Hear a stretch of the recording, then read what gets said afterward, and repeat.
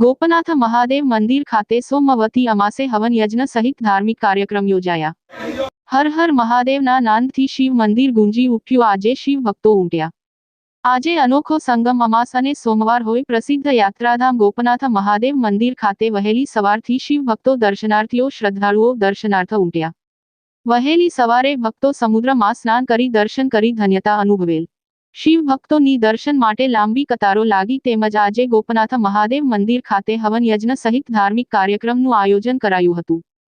સીતારામ બાપુ ગોપનાથ મહાદેવ મંદિર ટ્રસ્ટીઓ પ્રમુખ પૂજારી સહિત ઉપસ્થિત રહેલ અને પૂજા અર્ચના કરી હતી।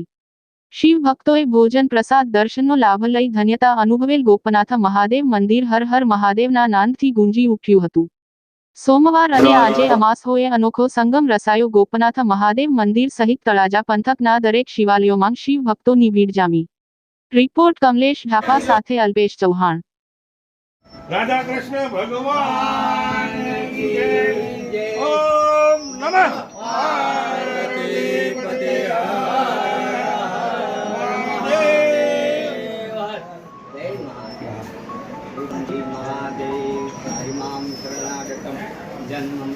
हेलो